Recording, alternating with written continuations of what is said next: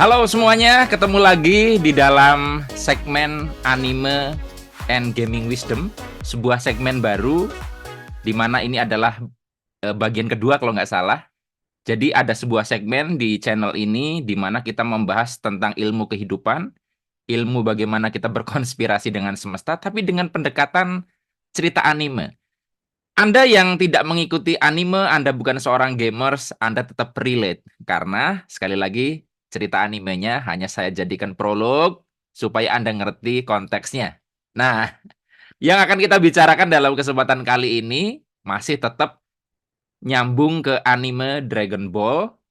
Tapi di sini yang mau saya bahas adalah bagaimana kita menaikkan standar keuangan kita, otot finansial kita, tapi meniru dengan apa yang dilakukan oleh Son Goku sebagai tokoh utama dalam anime Dragon Ball.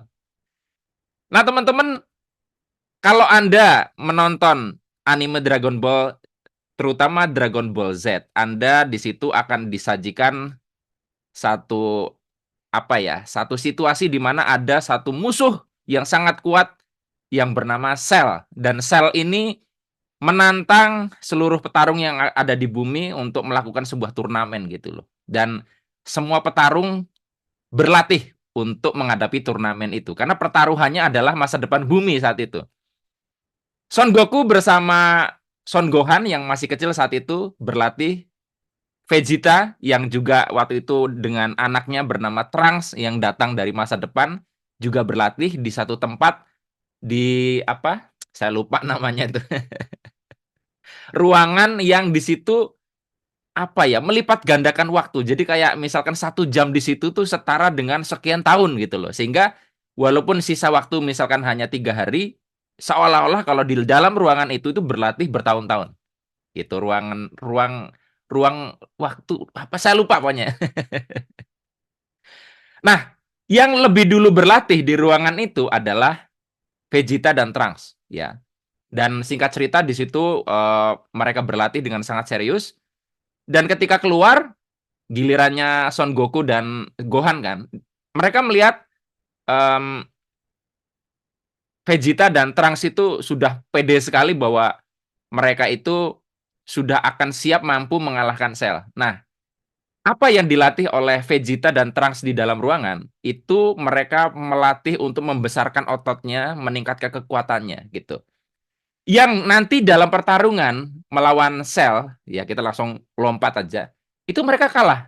Kenapa? Karena mereka mungkin jadi kuat, tetapi karena mereka membesarkan ototnya, membesarkan tubuhnya, mereka akhirnya kehilangan kecepatan. Tenaganya besar, tapi jadi lambat. Akhirnya bisa keserang terus, bahkan kepukul oleh Cell.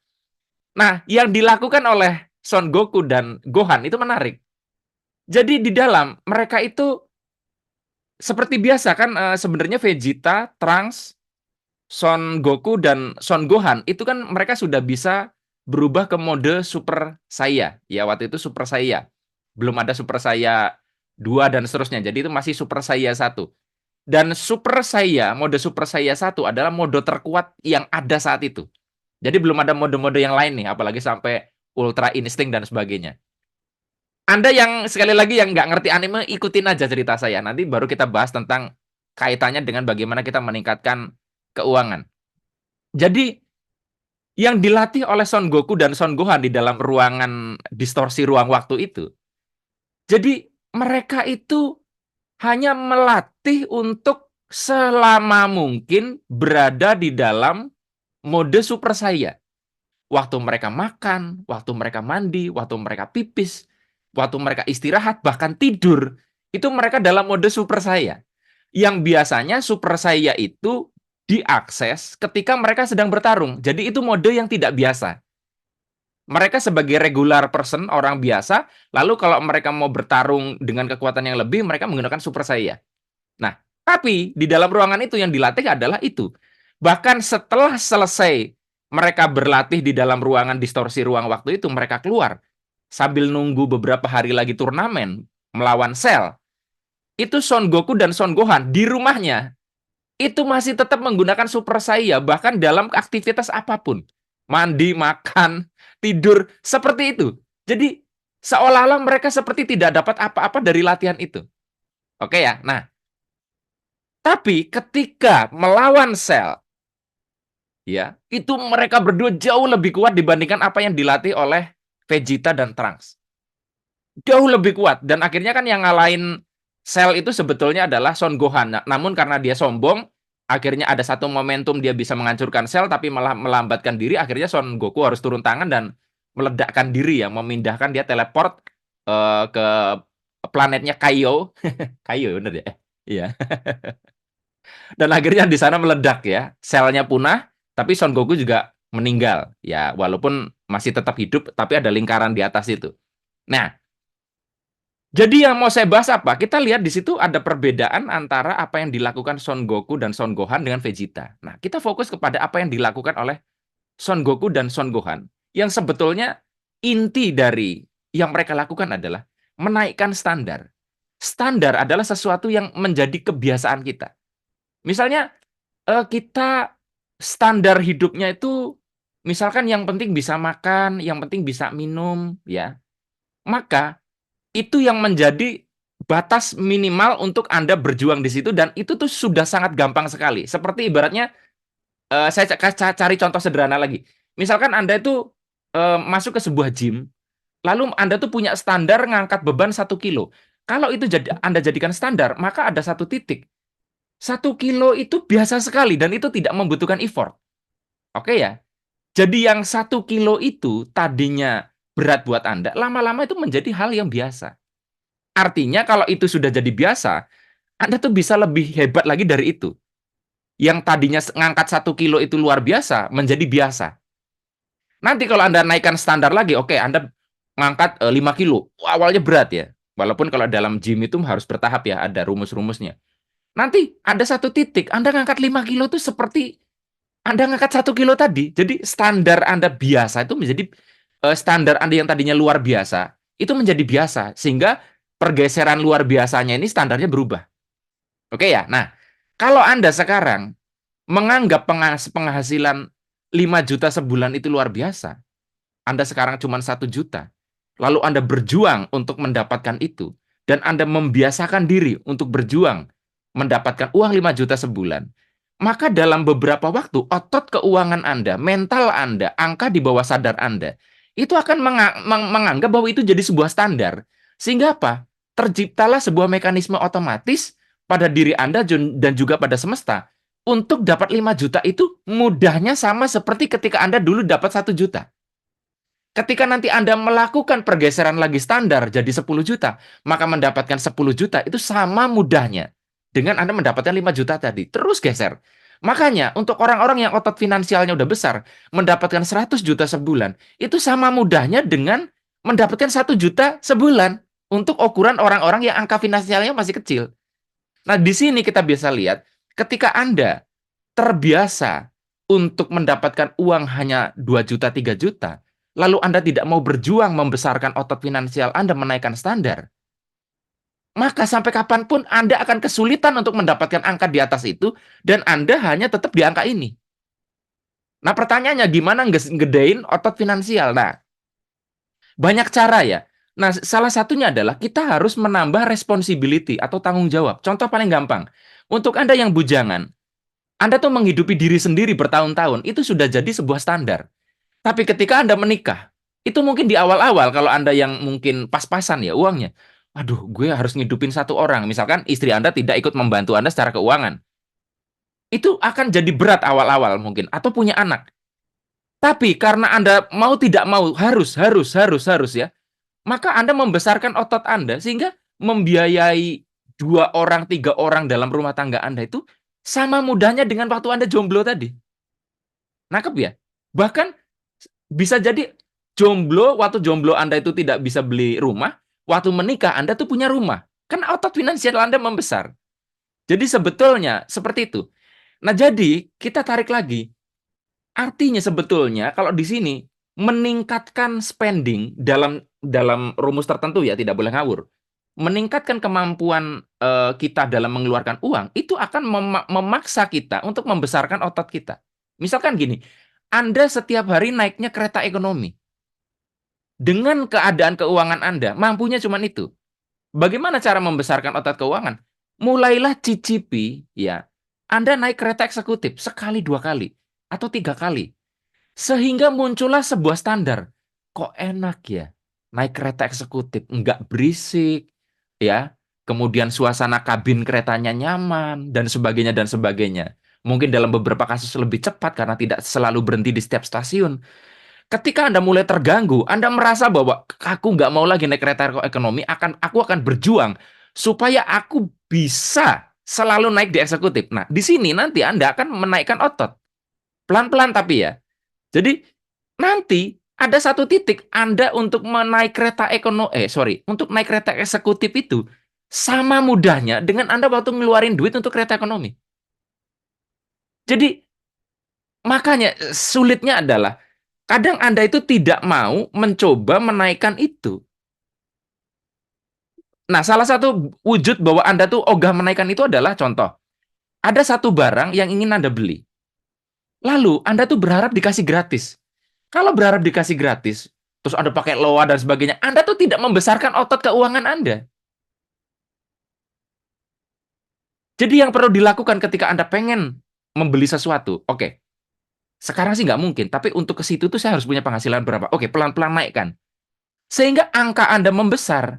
Dan ketika angka Anda membesar, otot keuangan Anda membesar, sangat mungkin mengalami keajaiban dikasih dan sebagainya. Tapi kenapa kalau misalkan Anda tidak melakukan itu, Anda sulit dapat keajaiban? Karena angka Anda memang kecil. Dan kalau misalkan angka Anda kecil, dapat besar, duitnya tetap habis juga. Makanya Anda bisa dapat cerita, Anda bisa browsing, orang yang angkanya kecil, lalu dapat hadiah undian dari judi. Saya lupa, dapat hadiah judi atau undian. Tidak lama kemudian akan miskin lagi. Kenapa? Angkanya dia di bawah sadar belum gede. Jadi Anda nah, nyambung ke yang sebelum-sebelumnya. Bagaimana caranya supaya kita membesarkan otot? Maka kita harus mau mikul beban, menaikkan beban kita. Kalau kita ingin lebih berotot, maka ya dari 1 kilogram kita naikkan 2 kilo, 3 kilo sesuai arahan yang tepat. Kita harus ngangkat sendiri. Nah, gimana bisa otot kita itu gede kalau kita nyuruh orang lain ngangkat itu? Lu yang angkatin barang itu, gue nggak mau ngangkat. Otot kita nggak akan besar. Akhirnya kita tergantung pada orang lain untuk mengangkat beban 5 kilo itu. Kan gitu. Nah, dalam prakteknya apa ini? Ya, Anda yang dikit-dikit pinjam duit, dikit-dikit utang. Itu kan Anda melimpahkan tanggung jawab itu ke orang lain. Anda tidak mencoba menaikkan angka Anda. Dikit-dikit stres pikirnya utang. Tidak mau berjuang. Tidak mau mikir gitu loh. Banyak peluang saat ini untuk misalkan Anda mendapatkan uang. Anda bisa menaikkan, mencoba untuk menjadi seorang reseller, Anda bisa coba jualan, Anda bisa coba untuk belajar skill tertentu sehingga jabatan Anda naik. Memang susah, tapi ya begitu, sama seperti Son Goku sama Son Gohan. Mempertahankan kondisi super saya itu tidak mudah loh. Ketika awal-awal itu mungkin apa ya? Mereka kesulitan sekali untuk mempertahankan state istilahnya, keadaan itu. Tapi karena mereka sudah terbiasa, itu jadi sudah di bawah sadar. Sehingga apa? Ya ini udah biasa. Makanya dalam kedepannya, karena super saya satu sudah biasa, mereka bisa jadi super saya dua, bisa jadi super saya tiga, dan seterusnya. Ya, pada satu titik tertentu kita merasa cukup, nggak apa-apa ya. Tapi kalau misalkan Anda sekarang kebutuhan kurang, banyak hal-hal yang seharusnya Anda cukupi, tidak bisa Anda cukupi, itu Anda harus naik dong. Walaupun pada dasarnya misalkan kayaknya gue 50 juta sebulan udah cukup, walaupun Anda bisa lebih hebat lagi. Ya, setidaknya Anda sudah longgar. Tapi saya heran dengan orang-orang yang jelas-jelas dia kurang, ngandalin utang, tapi nggak mau gitu loh mengubah standar itu. Tapi pengen hidupnya ajaib, pengen dapat keajaiban. Ya sulit lah, semesta mau ngasih. Loh, angkanya dia nggak masuk.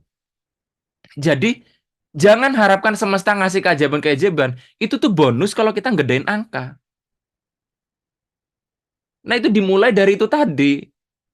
Anda mau nggak naikkan standar Anda? Kebanyakan orang kan standarnya tuh, yang penting bisa makan, makannya mie instan. Kenapa Anda nggak berpikir untuk naikkan, saya nggak mau hanya makan mie instan, saya maunya makan sehat. Jadi justru maaf ya, orang yang miskin itu menurut saya matre. Kenapa?